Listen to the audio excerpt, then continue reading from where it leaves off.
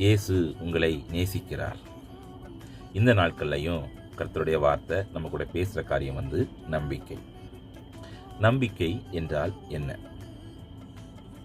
வசனம் சொல்லுது, ரோமர் 8:25, நாம் காணாததை நம்பினோம் ஆகில் அது வருகிறதற்கு பொறுமையோட காத்திருப்போம்.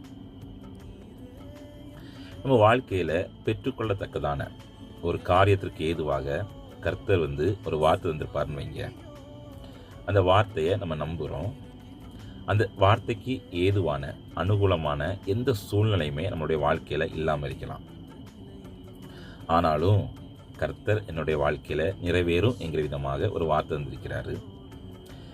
நிச்சயமாகவே நான் அந்த காரியத்தை இயேசுவின் நாமத்தில் சுதந்திரிப்பேன்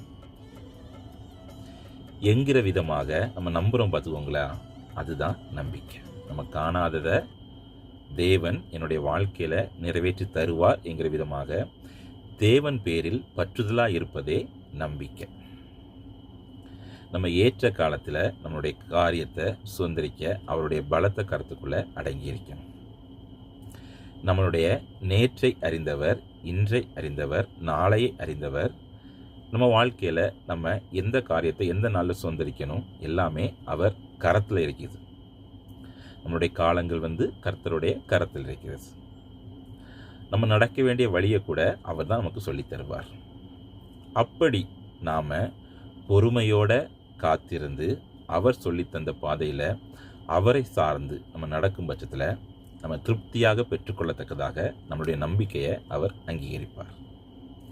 கர்த்தர் தானே அப்படிப்பட்ட நம்பிக்கையை உங்களுக்கு தருவாராக. ஆமென்.